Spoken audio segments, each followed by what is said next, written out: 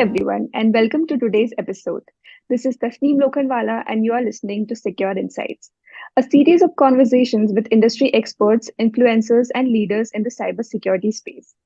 In Secure Insights, every time we talk about topics that are currently trending. So, this time we'll be talking about social engineering, the silent threat lurking in your digital life. Welcome, Perry. It is great to have you here in our podcast. Thank you for having me. It's good to be here. Great. We are very excited to start ahead with our conversation. So let me go ahead and ask you if you can explain social engineering in layman terms as well as, explain the types of social engineering attacks. Yeah. Social engineering is actually really easy to understand. So it's a fancy term that just means that somebody is trying to influence us or manipulate us into doing something that we wouldn't have naturally otherwise done. So an example of that from a positive perspective might be that as a parent, we are finding ways to really convince our children to do the things that we're hoping that they're going to do because we want a better outcome for them. So we're giving them logic, we're finding motivations, we're trying to set up social situations so that they'll do the thing that we hope that they'll do. They still have free will and all of that, but we're trying to influence that. When we think about it from the negative side, it is more like manipulation. It is trying to find reasons or emotions or to set up a situation that would get somebody to do something that will have an advantage for me as the cyber criminal. Maybe get them to click on a link in an email that would download malware to their computer, get them to download an attachment that would download malware, get them to navigate to a website and give away a user ID and password, those kinds of things. So, and there's a spectrum, of course, between those two of doing something solely for the benefit of the person as we understand it, or solely for the benefit of the attacker. But those are the ways that I think about it is influence for somebody's good is a type of social engineering, and then influence for the attacker's good or manipulation to further the goals of an attacker are also social engineering. So, Perry, these days with the boom of AI, social engineering attacks have increased drastically. So, how do you think we will be able to tackle this? Yeah, AI is a big concern, and it's fun to think through our recent past because it's really only been within the past 6 months that we've seen the full maybe not even the full scope, but we started to really see an inflection point when it comes to AI. I remember about a year ago, there were some pretty good AI tools that could help create marketing text, do help with image manipulation and all of that. But around November of last year, there was an inflection point, and we saw the unveiling of Chat GPT 3 and 3.5, and most recently 4, where there's very, very realistic and intelligent text that's being written. There's positives and negatives behind all of that, but there was definitely a leap forward in a significant way. At the same time, we've also seen some really big leaps forward in audio cloning using AI, and image manipulation using AI. Just a few weeks ago, as we speak now, there were a few photos that were circulating online that really made everybody step back. One was the Pope in a big white puffy jacket, and it looked photoreal. And of course, it was really interesting to people because that's not the type of person that you usually see in that garment. And so it caught a lot of people's attention and looked just real enough that even with a little bit of scrutiny, you question yourself, is this real? And then another one right before former President Trump's had to appear in court for a criminal matter, not a criminal matter, a civil litigation matter, and was indicted as part of that. There were photos that somebody created of him being arrested and fighting with police officers. And again, realistic enough that with a decent amount of scrutiny that you would question whether that's real. And from an attacker's perspective, you can already see the implications of this. because now I can create images that are real, and think about the disinformation and misinformation possibilities with that. You can create audio that can pass as real in many circumstances. And that's not only a disinformation and a misinformation type of thing, but I can also potentially trick somebody into wiring money. And so there's lots of fraud capabilities with that. With generative AI, in the video space, we're starting to see more and more convincing videos as well. We're also seeing some very bad ones, but what does 6 months from now look like? We've already seen that in other areas. And then just in sheer text-based types of AI, we've seen huge leaps forward in the past 6 months and in the past year, and what's possible there to create very, very human readable, would pass as being written by a human text at scale. And I think that that's the thing we want to think about from a potential criminal usage of this is now, with the tools that are readily available to most people, you can start to create very targeted, very informed, automatically generated text and pictures or voice that would be meant to target and manipulate, social engineer a specific person or a specific group of people. And I think that's the world that we're moving into right now. It's a little bit terrifying. So I understand that people are taking advantage of AI and doing the attacks, but what role does AI and machine learning play in detecting and preventing social engineering attacks? Can you please elaborate on that? Yeah, so in protecting, detecting, and defending attacks, AI can do a few things. So anything that we can start to do as a human, AI can at least aid with right now, and it can aid with at scale. I mean, by that I mean large volumes of information, and doing that at a much more rapid pace than a normal unaided human can do. We don't yet rely on AI for 100% of that detection and prevention piece, but AI can certainly start to filter things into different buckets that humans can pay attention to. It can look for things that it has relative amounts of certainty about. So you can start to add different weightings, and you can have machine learning aid with that, and start to move things across different buckets so that humans know that, oh, this is a high probability of being a threat, but there's just enough of a question mark that it needs another eye that can apply some human wisdom or some human discernment to that. And then there are other things, of course, like spam and things like that are fairly easy to add a very high degree of certainty that maybe you don't want the human to have to pay attention to that. But right now, the vast majority of where AI helps is creating scale and really starting to empower humans to do a lot more, a lot faster than before, and also potentially raise red flags that an overworked human might miss. But I think we're in the age right now where it is a human and an AI relationship, where we are mutually benefiting each other in the way that we can pass data back and forth and figure out how to interact with that for the betterment of whatever organization we're part of.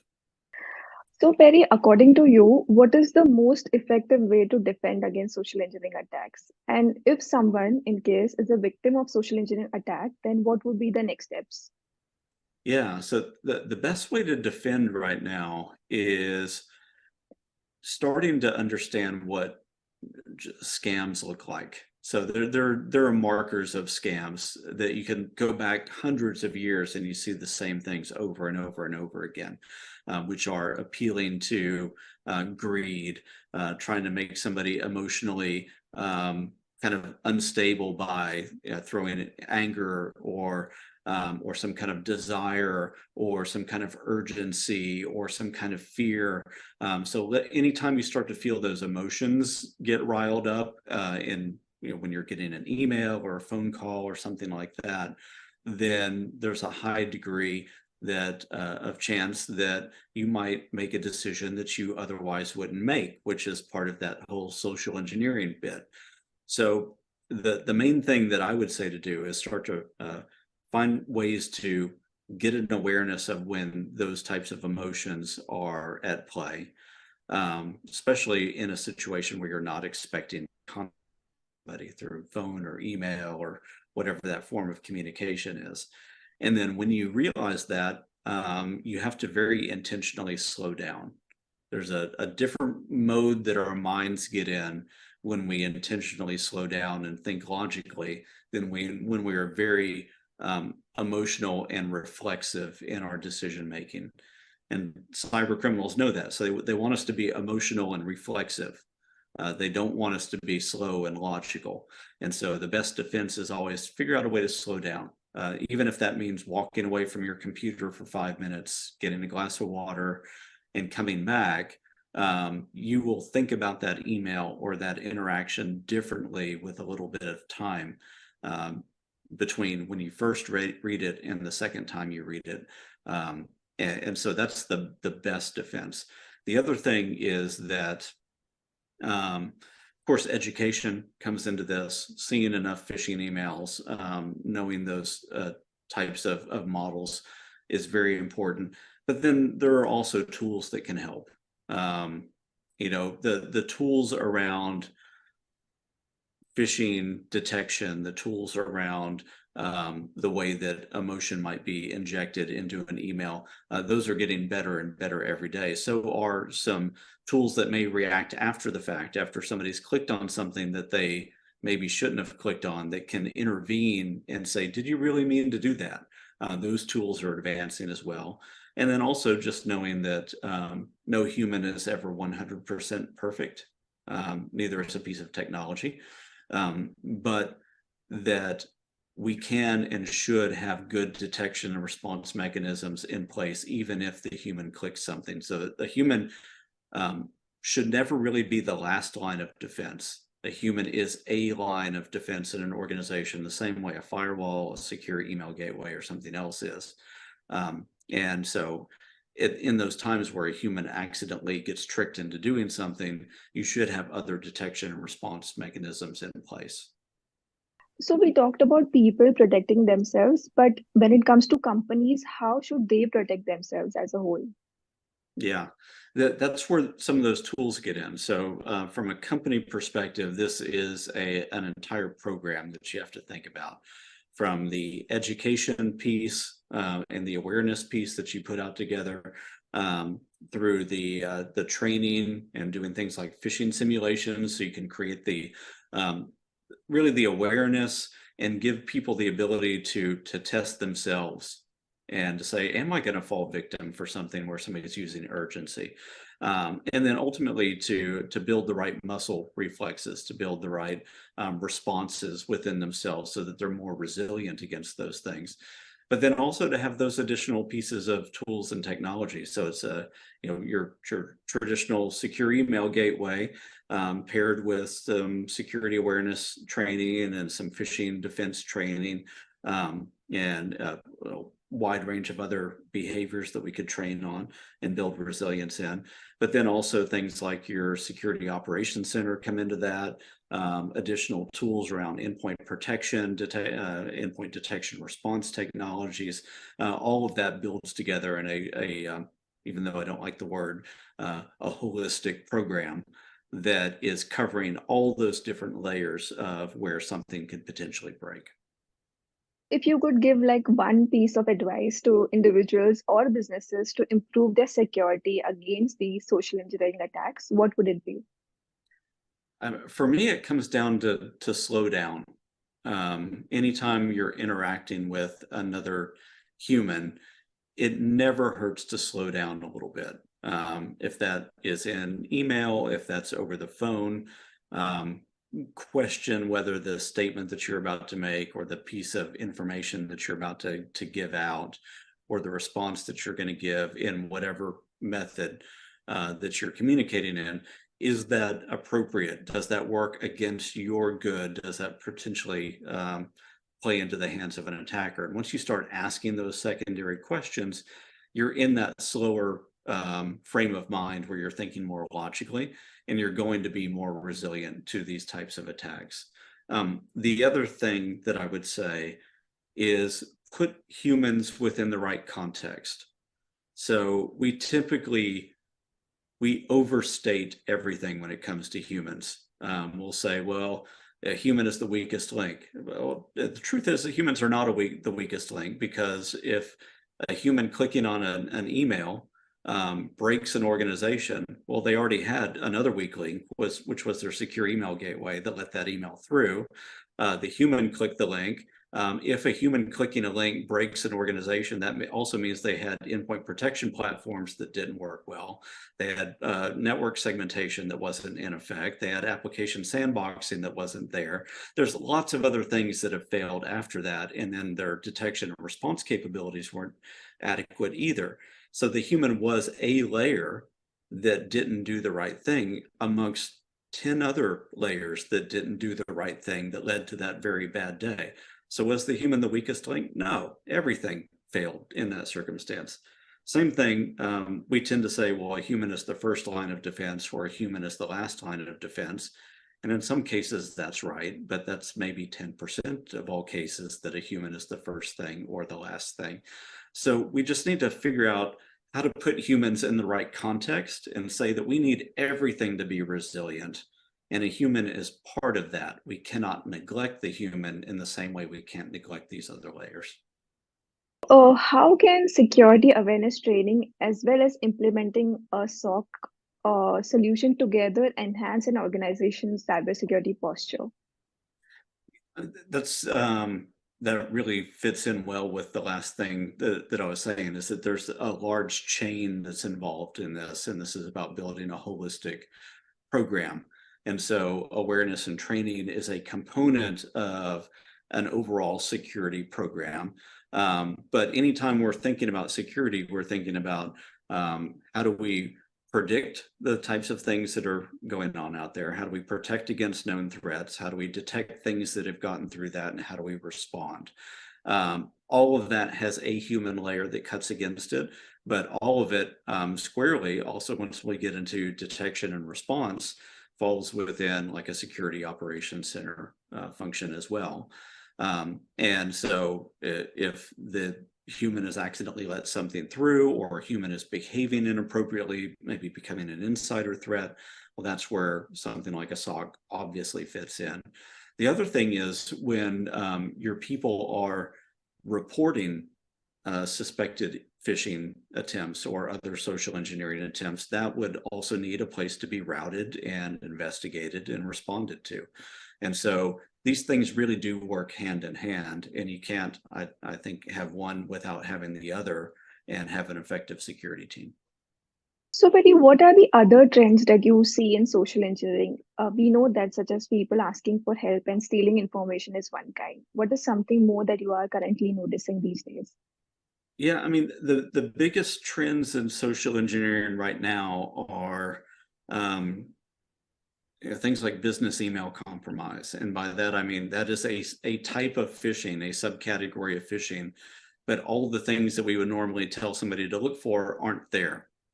And by all the things, I mean, a link to hover over or an attachment to download, those things aren't there. Business email compromise is usually just it's essentially a regular email with no link, no download, and somebody asking you to do something. And so there are some of those triggers in there. Is somebody putting a sense of urgency? Are they adding fear? Are they appealing to some kind of emotion? And if they are, you can start to look for that. But anytime somebody is asking for something over email that would not be appropriate to send outside of the organization, that is the type of thing that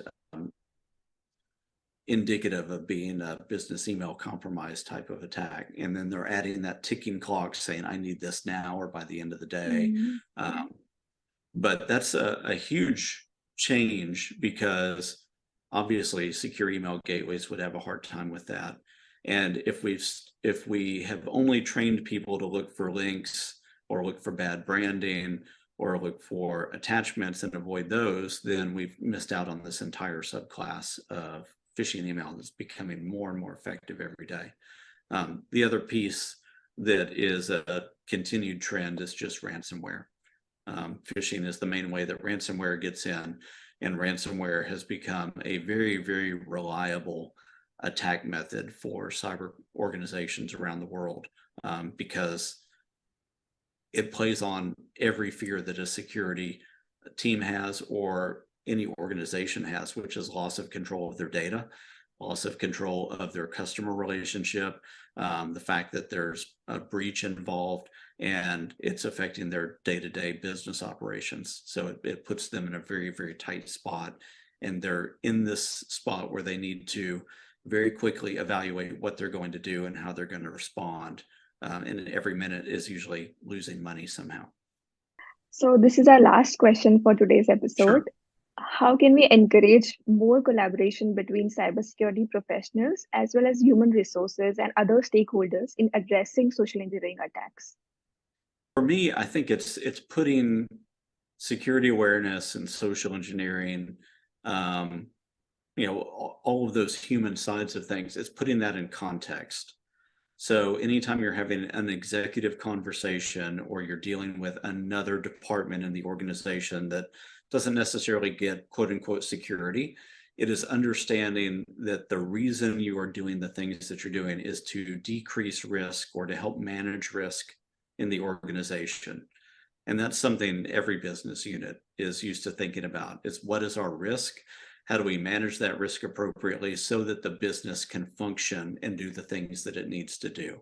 And so it's finding the ways to build that connection of, here's where our risks are from a human perspective.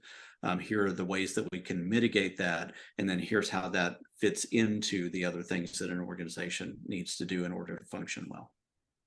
Great. So we have come to an end of this episode. It was a pleasure having you here, Perry, as our speaker. And thank you for joining us and sharing your valuable insights.